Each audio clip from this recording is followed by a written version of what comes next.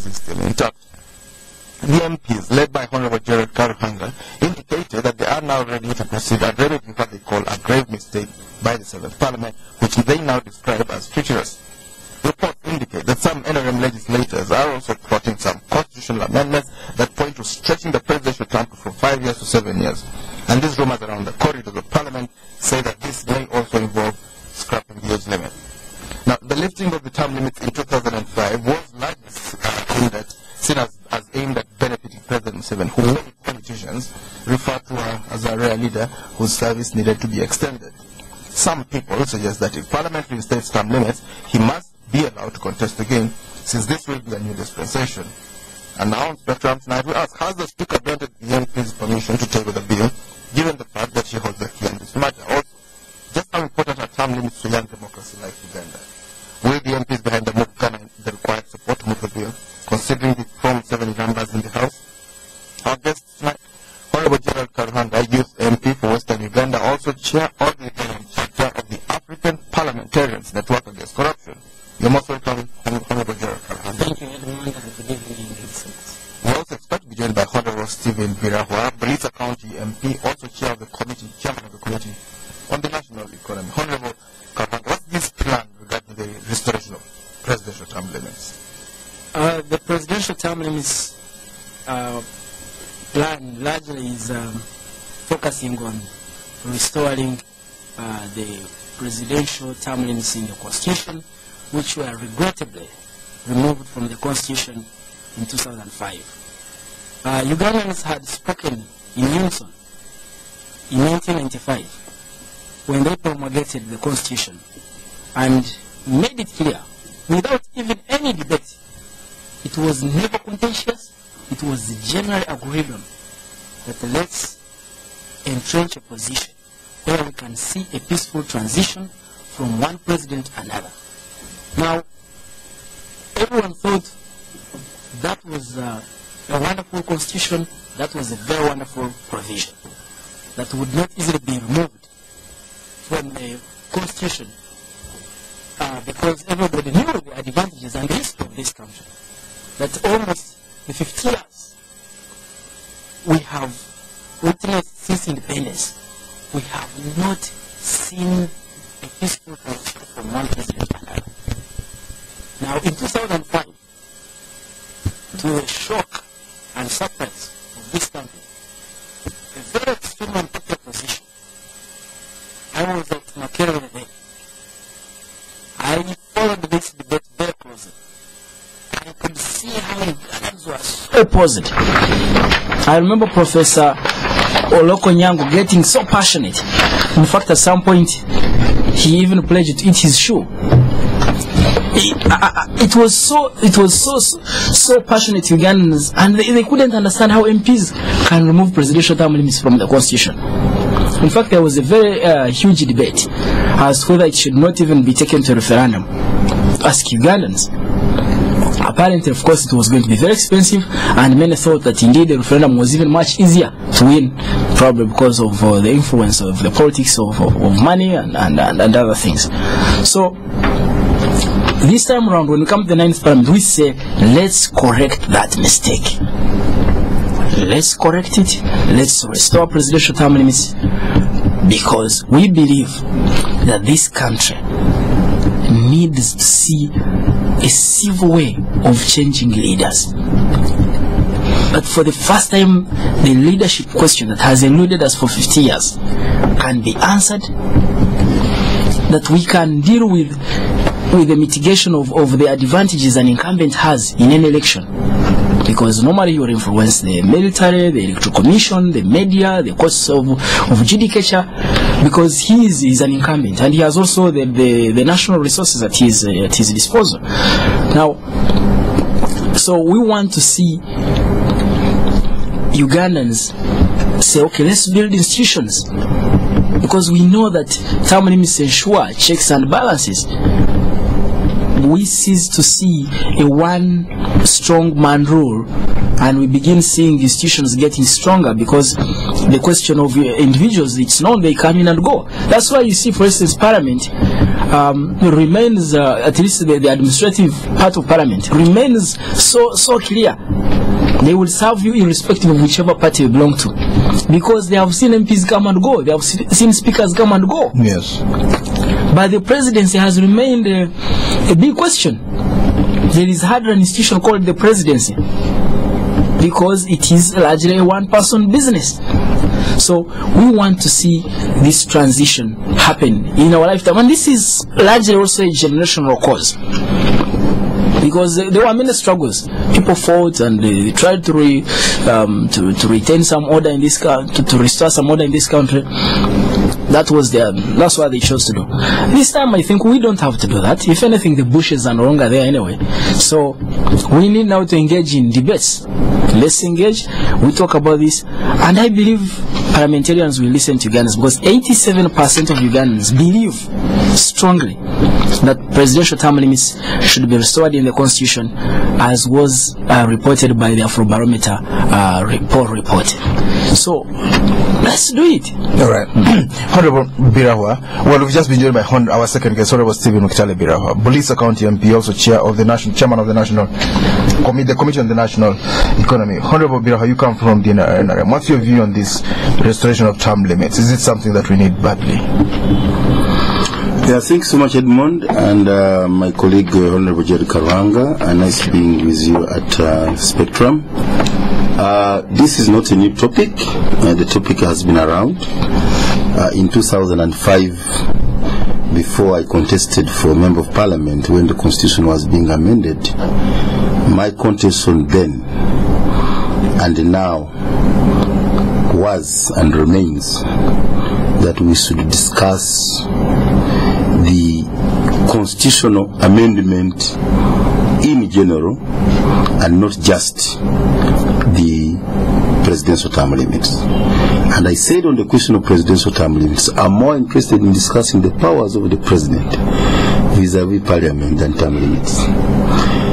Unfortunately, that superior position did not take the day. People went by the sentiments and the hype of the term limits, and that's where we are. And I can repeat today, this country needs, after what we have achieved, after some relative stability, after the economy growing to some level, there are serious bubbling issues we need to address in form of a national dialogue. I am for a national dialogue because in 2005, my blame to the politics of the day was that you cannot go multi-party without a transition, because that's what we did. We switched from an NRM system to a multi-party, and the multi-party I don't believe in. I don't believe in the multi-party of a winner takes all. I said here, by then I was a fellow, I could come here for the programs. I was not an MP. I came here and said I would rather we go for some transition, some semblance of power sharing. That's what was required to be able to build. But for the political parties to say they were of age to compete with the incumbency, I think that was naive of them, and time has since proved them wrong. It was naive of them to compete with incumbency, to compete with the founder of the NRM, NRA, and I think the years we have had can tell the story. It was unpopular. To some people it's still a mirage. They don't understand, they don't discern, they don't analyze what it means. And for me, the reason why I would rather go for national dialogue and a general constitutional amendment, there are many issues. Let me just raise a few. The president, while assenting to the constitution, said he was not comfortable with the land question, and indeed there are still problems. So I expected the first constitutional amendment to have something to do with land radical land reforms, and we're still having problems. Government gets money for big projects, but government has to acquire land from its own citizens to do utilities. You want at them a very high cost. You want them to own all the land, Like nationalize it. Ethiopia and most countries are developing, government utilities do not have to meet any resistance of any. They can possess a private land. Exactly. So they have a problem. That would be controversial. You can possess private property without compensating them. No. What I'm saying, the government should have a radical title. And I mean, by the way, did something in his madness, but sometimes he did the right things. What Uganda is an development is a lease. Not a radical title. Radical title should remain with the state and would make a difference. That's why in Ethiopia, you don't buy maram. You don't take years like Ujagali negotiating with spirits and what to do a dam. Because it's the state. All right. You know, you look at the lease, the interest of users. That's what we need. The second one is the powers of parliament vis-a-vis the powers of the president. Kenya has made some attempts in the recent constitutional amendment. People go through some competitive meritocracy to become IGP, to become the president here. So we should not reduce this debate and trivialize to discuss President Museveni. That's the mistake we fall into. For me, I want to discuss the state tomorrow when I'm an MP, when my children are now of age, when President Museveni is long gone. That's the Uganda I would want to legislate for, but we have in a trap of discussing President Museveni incumbency because he has been around for so long. People don't want to look beyond President Museveni. I would like us to why do we protect ourselves and don't allow civil servants to join politics? Why should they resign? All right. People should just seek leave. Okay. Why shouldn't we have? I've already talked about power sharing. Why don't we? Somebody who has got 30%, 40%. Why don't we give them a position in government? And the majority, so that we don't have a winner takes all. Why do we have this victor vanquished politics? I believe in participation and inclusion. Nobody is talking about the role of the army. The issue of the army, the history of Uganda, the army and police, what's happening today. Anybody who sees very far can see there are areas we have to address in the constitutional army. Nobody's talking about that. They are discussing President Museveni. I have a problem to limiting ourselves the scope of constitutional amendment, the term limits of President Museveni.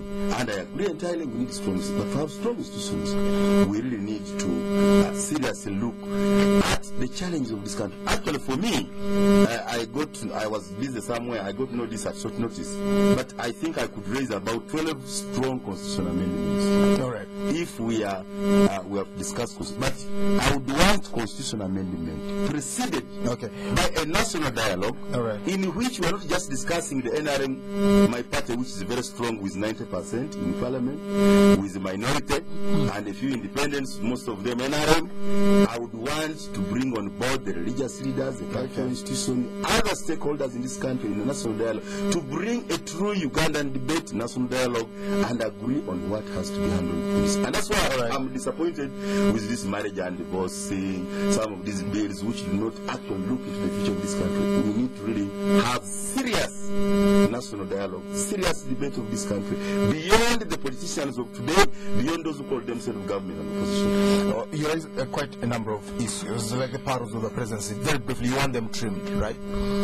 I would want President Museveni to be the last strong president in this country. All right. And how about and I'm saying, if we did the powers right, the reason why Margaret Thatcher, may her soul rest in peace, could have 3 terms without much effect is because the institutions are very strong. So it's possible. So instead of targeting the individual, let's look at the institutions first. Then a president with limited powers would be not as a damn god as it is in Uganda. All right. Other areas, I like us to move, but before we do that, what's your view on term limits? So you think it's as a trivial thing? Should we have them or should we have them not? For me, term limits is the secondary debate. Given it is important because of the structure of our constitution. But to me, the powers of the president of the parliament should be the primary debate. Honorable Karuhanga. Well, listeners, this is Spectrum Radio. Tonight, inside the Parliament, the debate on the restoration of presidential term limits is reignited. Will the MPs behind the move succeed? Our guest, Honorable Gerald Karuhanga, youth MP for Western Uganda, also chair of the Uganda chapter of the African Parliamentarians Network Against Corruption. Honorable Stephen Birahwa, Bulisa County MP, also chairman of the Committee on the National. But Honorable Karuhanga, some people talk to us about this process of restoration of term limits. How would it go? Have you met the speaker? What did you tell her? What is likely to happen in coming days? Well, what we did is that we presented the speaker a motion seeking leave of parliament to introduce a private member's bill to restore presidential term limits. And what should be happening thereafter is the speaker finds space on the order paper. We asked her to do it as soon as possible because we have been having conversations. We have asked a number of Ugandans. We moved across the entire country. I went up to Mbale, Valley, up to Kabale. We had lots of dialogues, basically to know the public opinion, so that we don't just think, okay, yes, it's important, but what do Ugandans actually think? And so, if she puts it on the order paper, then we shall have the first reading, and then the motion seeking leave to introduce the private members bill will be formally presented to Parliament.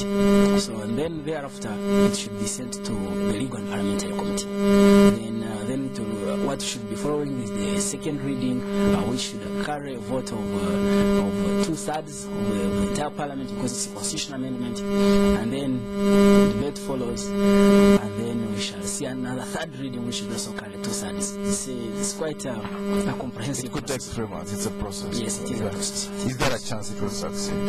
I think there is a very high possibility because one, we have heard from Ugandans. I believe very strongly the Afrobarometer report that 87% of Ugandans they want presidential term limits restored in the constitution. If anything, it's Ugandans who put the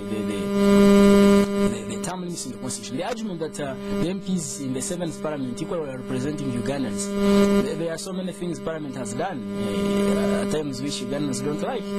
So I want to believe that Ugandans wanted presidential term limits, and when this was being put in the constitution, it was never contentious at all. There was no objection from any quarter, not even President Museveni. There was unanimity at that Yes.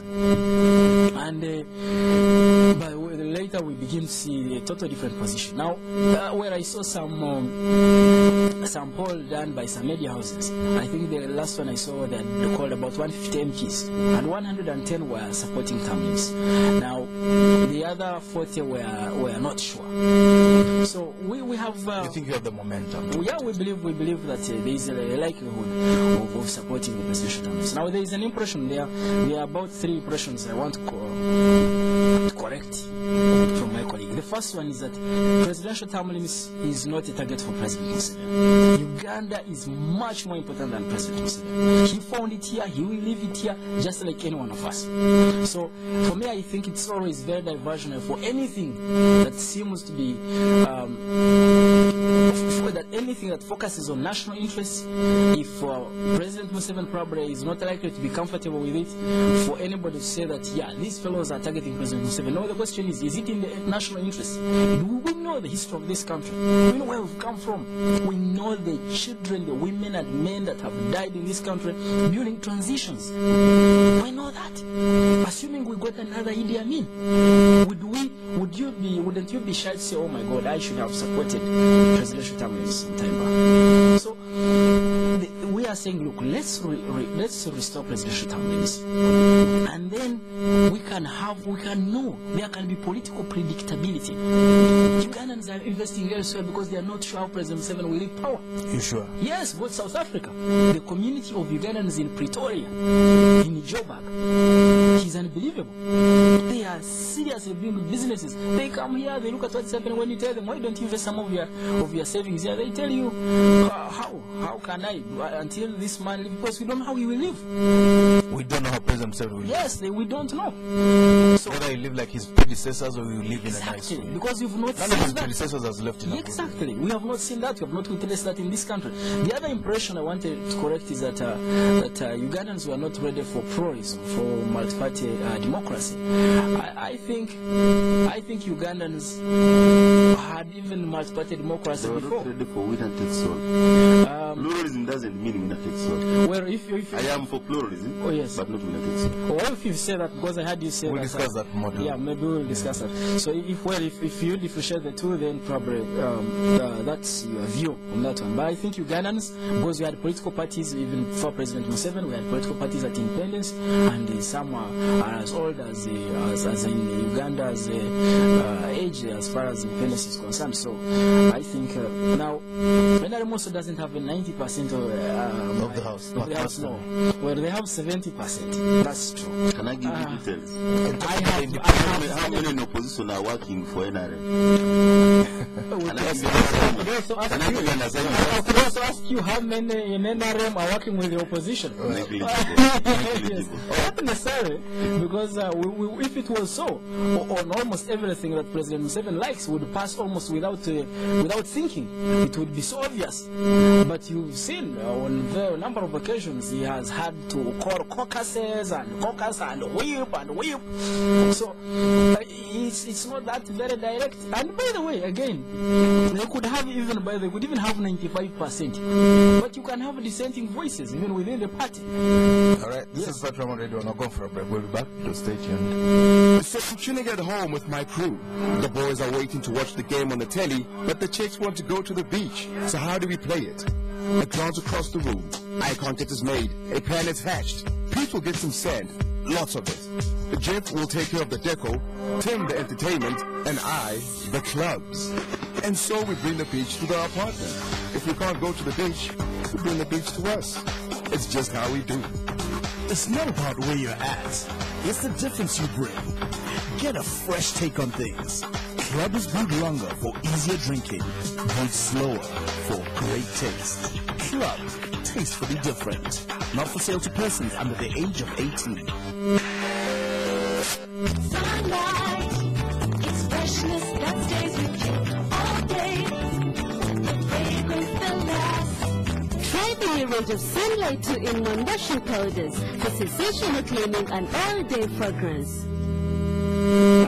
Excuse me, what is this 300 shillings on my bill for? That is for the tinted candles, madam. And this 100 shillings? That is for the air conditioning. And this 200 shillings? For the blue walls, ma'am. I can't believe this! Why pray for what you don't use or ask for? That's why we at Standard Chartered are introducing the Easy Go account, the first current account of its kind that gives you complete control of your banking charges. For more details, visit a Standard Chartered branch or call 0414-340077. Would you like to leave me a tip, please? Spectrum on Radio 1 FM 90. Welcome back. On Spectrum tonight, inside of Parliament, the debate on the restoration of presidential term limits is reignited. Will the MPs behind the move succeed? Our guest tonight, Honorable Gerald Karuhanga, Youth MP for Western Uganda, also chair of the Uganda chapter of the African Parliamentarians Network Against Corruption, and Honorable Stephen Mokitala Birahwa, Bulisa County MP, also chairman of the Committee on the National Economy. You will be able to call in and contribute to this discussion. Honorable Karuhanga, there are some amendments that you're trying to make to this Article 105. One part of it, the main thing is the restoration of the presidential term limits. There's also a clause that tries to lock it in, so it becomes very difficult for it to be amended. Explain that to us a little bit. Yes, we are adding that for any person or any parliamentarian to move an amendment in future, if this is passed, you should carry 4/5 of parliament. The numbers of MPs at that time. 80%. 80%. What is it now? Now it is 2/3, which is 60%. 67%. Yeah, 2/3, I think, is 60%. So that is 66.666. Yes, 67%. Yes, exactly. Rounded of 60. Yes. So you want to raise it to 80%? So we thought we'd raise it to 80%, and this is largely intended to entrench this particular constitution. So it doesn't get amended in future. Yeah, easily. That you wake up and say you feel, oh, this may not be in my favor, and you just change it. What happens to President Museveni when you amend this, in case you have carried the day? It's a very interesting question. What is happening now? Will it act retrospectively? That is is now that is going to, there are two positions. One, if we pass it as we propose it, because what we proposed is, firstly, we'll restore the 1995 position, 2 terms, 5 years each, period, and you go home. The other one is to entrench it. Now, if that is passed as we proposed it, there will be a very huge debate in this country as to whether the president who removed presidential term limits, or who benefited from the removal of presidential term limits, actually qualifies to benefit from the restatement of presidential term limits. Now, that probably would be for the Constitutional Court to interpret. However, there are others also who are proposing and saying, look, for us, we want straight to be clear that we restore presidential term limits, but the sitting president does not benefit from the term limits. And now, that probably may be an amendment that members may propose to the bill. If that is the view of Parliament, I have no objection. So there could be a chance that if the man could stand again. There is, because so it stretches his rule to possibly 40 years. Not necessarily, because there is the age limit. Yeah, no, there is the age let's limit.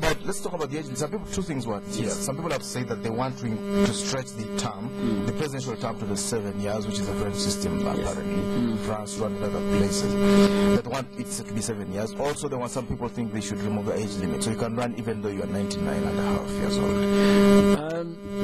One, I think it is it's madness. It is sick for anybody to imagine that you should remove, that you should run a country beyond the age of 75. Because honestly, however good you are, even if you are a very good dancer, even if you're a good player, we see footballers, even if you are, there is a point in life where you must retire. But wisdom comes with age, you know that. Why shouldn't we benefit from those old? Yes, but you see, if for instance beards were a sign of wisdom, then you goats would be geniuses. So it is not necessarily I mean the grey-haired fellow, all grey-haired fellows probably have the wisdom. So I want to think it would be extremely unfortunate. Right. Now, for extending it for 7 years, why? If anything, other countries are reducing it to 4. Some people think we have too much politics. Well, for the developed countries, some people think we have too much politics. Every 5 years, that's a very short period of time. No, you can achieve lots of significant changes in a country if you're president for 5 years. You can. And if you're lucky, you get even another 5 years, you do much more. Do you think we might have to consult the population like we did on a certain bill that we just came out of? Edmund, my position remains. I would want us to consult Ugandans on a national dialogue, on a national conference, on much broader things. I am pretty sure the separation of parliament from executive is more important than if you just did that. 70 cabinet members have lost a vote. That changes dramatically the powers in that parliament. Yes, but I don't these are the lessons. They are The size of parliament, the size of parliament, the size and composition of parliament is an area you should be talking about in terms of constitutional amendment. Putting in place an appointment board which appoints judges, people go through the scrutiny, and they come through the institutions from their line, like judiciary, before they come for the appointments board, and the appointments board takes them through scrutiny. You know, issues of rationalizing pay, putting in place an institution. These are critical, wanted yesterday more than the discussion of a term limit, which sounds very hyped, but unfortunately, yeah, because it's the history of this country. You only deal with term limits, and you end up with a problem after you remove term limits. I would actually prefer we have a transition which looks into these very serious burning issues. Let me give you an example. Some people, how many people have the courage to speak about the future of the army of this country and the country? Not at all. And these are very important. Uganda has come through a revolution. We have moved from an armed government. We have gone through elected government. But one area when we divested this country, we actually forgot some of the areas. Look at some areas where those who have been serving government, whether in army or senior civil servants, are deliberately retrenched, not the way we did it, but to create a bigger private sector, to create consultancies, to release some of these security officers like these policemen who are now on Katebe. They should be released and go and work in Iraq, and then so by the time they come back in Uganda, they want to bring remittances, but they will also create some kind of a new sector of service industry. So these are areas we need to discuss in the national conference, which cannot just come in a narrow debate of term limits. Let me give another example. We are now going to enter into the budget process, and you'll again hear demands of health, demands of education. But who tells you that when we in devolution, when we decentralize it means it has to be districts and sub-counties in charge of schools. Education in Uganda was introduced by government. It was introduced by the missionaries. And I was reminded, Hazanobi of Mundeje last Saturday, when the bishop was preaching, he said, why can't government work with us, the founders of education and health, in a bursary scholarship form, instead of LOCs who have become corrupt in UPE and these district people, and your money is disappearing. So we really need to look at delivery mechanism. So for me, the national dialogue is even beyond constitutional amendment. It even involves some policy reviews, the role of the state. So for me, I am for a national dialogue broader than just constitutional amendment, the term limits, constitutional amendment, policy reviews, issues of delivery mechanism. I can tell you, if NADS and UP was delivered through face-based intervention, through cultural institutions, if we told that we want all fisheries, what Madame Nankabra is doing very well by President Museveni's directive, if it was done by the Kavaka and Omukama, the forests and the fisheries will be doing much better. But unfortunately, people without capacity think they will do it, and they are not believed in, they are corrupt. So there are some serious reviews this country requires in terms of policy framework, in terms of delivery mechanism, and for me that's why I am for a national dialogue rather than just saying term limits.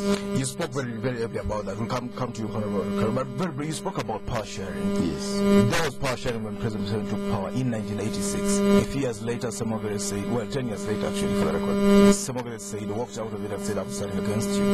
Yeah, you see, the NRM broad-based was the most inclusive, was the most participatory. And I can tell you, the people who worked with NRA government at the beginning are not necessarily NRA. The DPs were there, some UPs were there. And it helped this country move strides. Now, the problem, as I've said, was that the pressure which came for us to go pluralist, people, it was pushed, it was choked on us, so the other said, we must go multi-party. I could put this graphical and say, you don't castrate all the bulls in your kraal. There was no political party for 20 years. And then the next day you say, I want some bulls for my heifers. It's not possible, because the parties in 2006 were 6 months old after registration.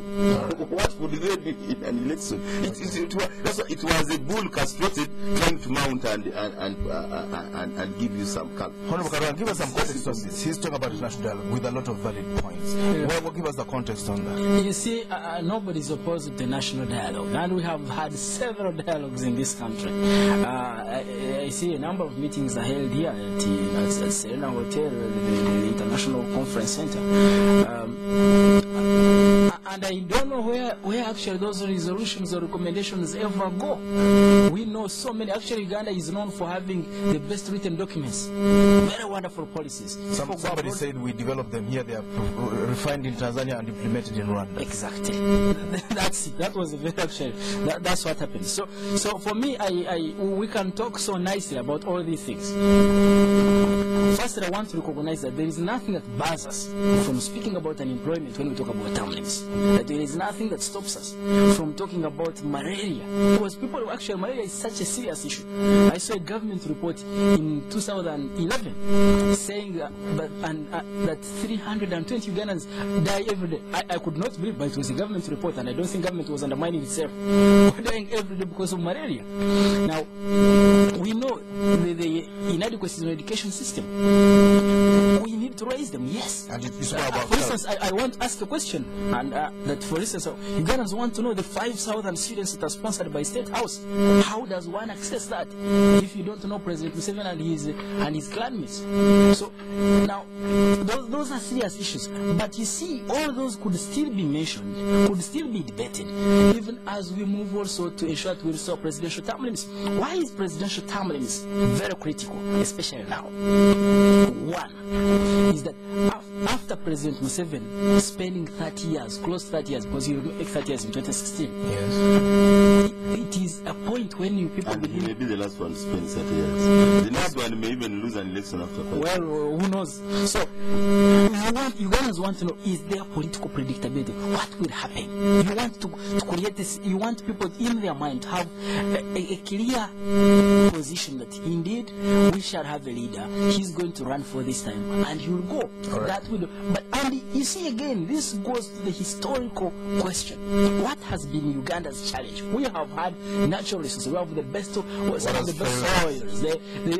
We have some of the best human resources. Ugandans are very nice people with well trained. You know how to smile. Yes, yes, you are right. And we have all these things, but how come we have remained the way we are?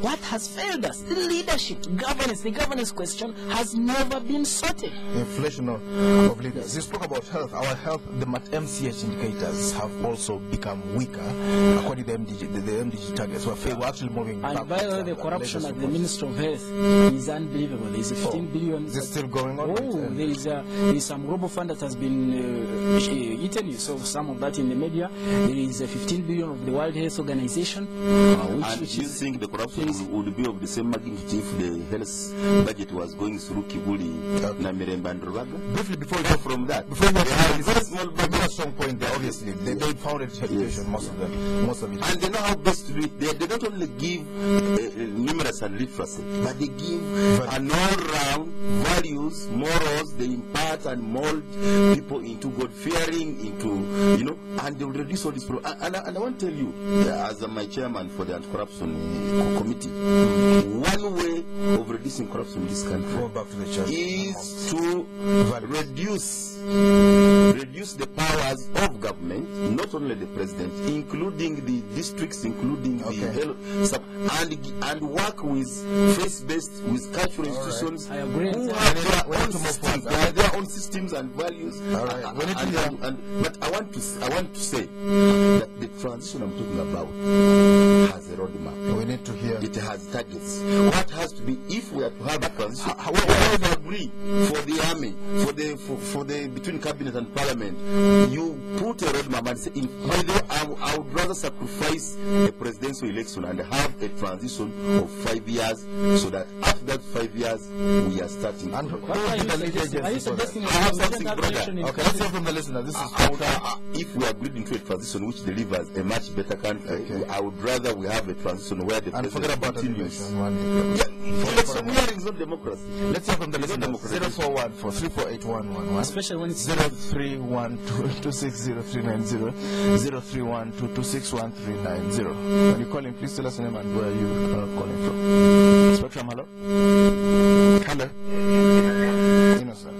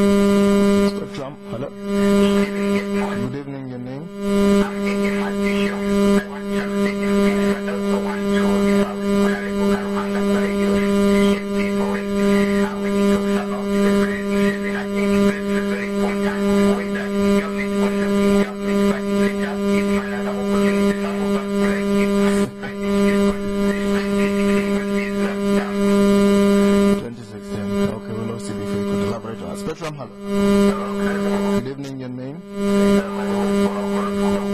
Yes, Paul.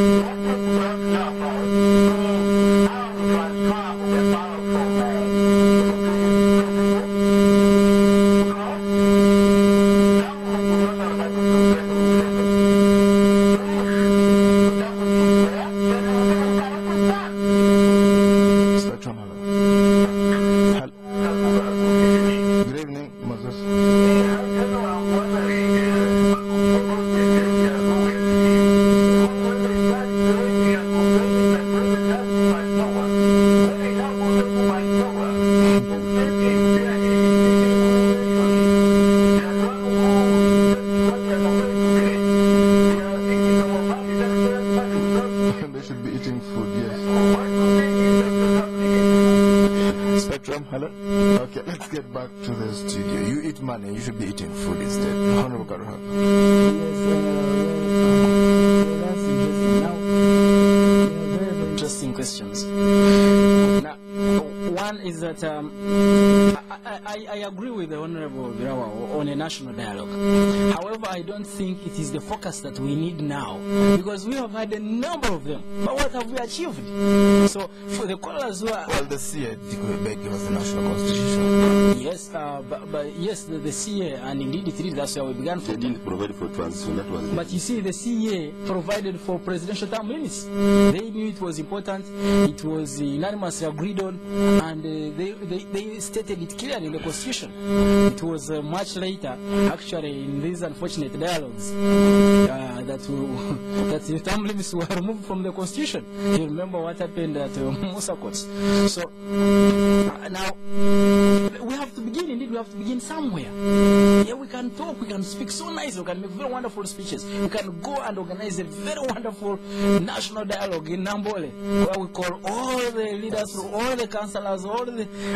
But what do we achieve thereafter?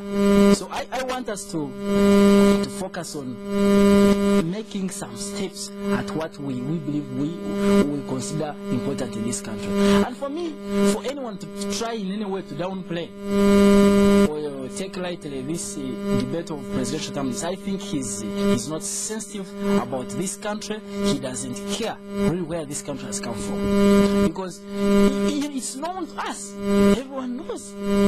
I mean, I was not here when all these wars were taking place, but it's known, it's written, everyone knows this, that we've had several wars, and for one thing, to change a president, many Ugandans have died for that.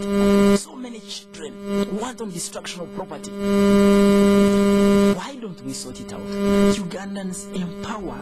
Let's do this. Let's empower institutions as opposed to empowering individuals. It's for our own good. That's how countries develop. So I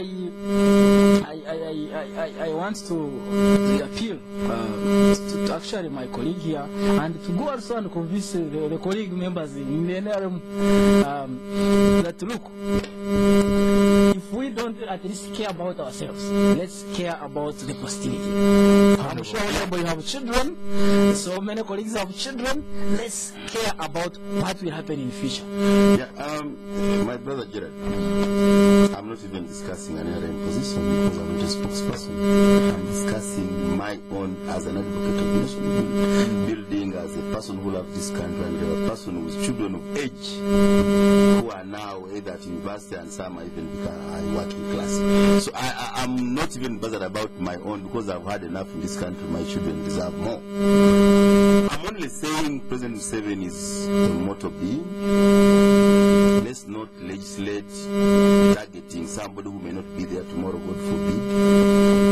And you may have to revisit the constitution just because you had anger and some negative energy.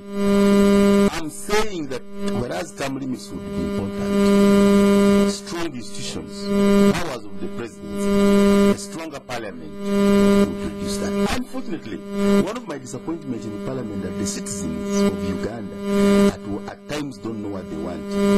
Since I am one of those people who does not support a big parliament, I regret being in a big parliament, and I've said every time we reduce it.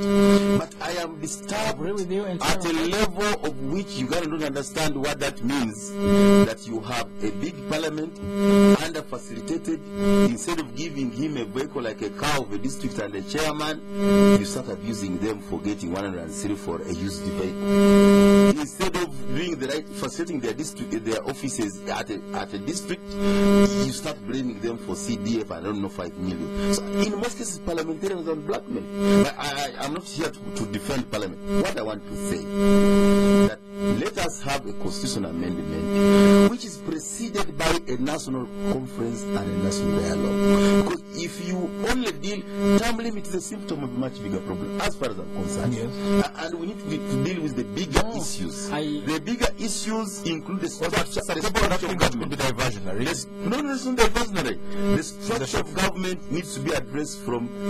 I have no problem to reduce district. Even if you remove the police, I would have no problem. I would have no problem by reducing parliament. I have no problem by reducing the size of parliament. I have no problem by reducing the size of cabinet. I have no problem with, we need to address these things squarely.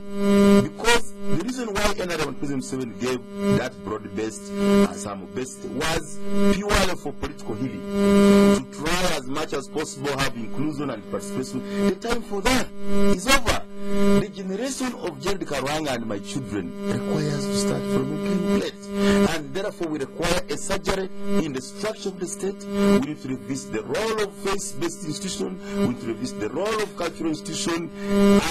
We should not be competing with some of these institutions. We should actually be working with their synergy, with their networks, to make this country a better place to do.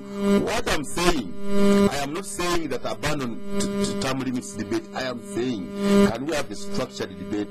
Can we go for a transition which has clear roadmap? And we say, for example, a person has been complaining of an army which came from the bush. Can you go for a transition which says from 2013 by 2016, or from 2013 to for 5 years, you would want to retire all those who are in the bush and recruit from areas which have not been recruiting? Because if we make an audit and find that the police has never recruited in the police, then we tell Kayobra, retire those who have come from the same village. Honorable, all those good boy. How does somebody would address that? Okay. You see, what you are trying to do, you are trying to. It's like a variant to a question. No, you are trying to prescribe I'm organizing Uganda, and I'm saying the problem is bigger than you are trying to prescribe chloroquine for the area. No. They're organizing. And for me, I would rather we go for all this. If you can listen to each other, okay. Look into Uganda. Yes. And we honor government, opposition, and yes. the Yes, thank you. Honorable Birawa, now you could allow that we all have a very good discussion. Now, you see, all those are very interesting things, and you can talk about them. You can make a very wonderful ride. And I pray that the generation raises the debate yes. at level. Yes, and you can do all that. But you see, there is a foundation. Even when you are beginning to put up a building like here where we are sitting, there must be a foundation. All right. You must have, for building a nation, there must be a strong constitutional foundation. Is a variant. No way. That's what was in the constitution. a good prescription. That's what in Norway, the constitution is so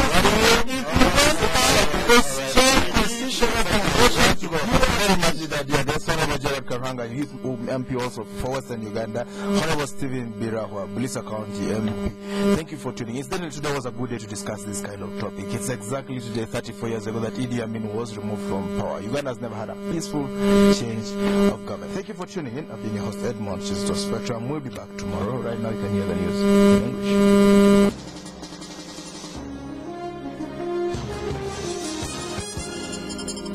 Spectrum on Radio 1 FM 90. The views expressed on this show are not necessarily those of this radio station or its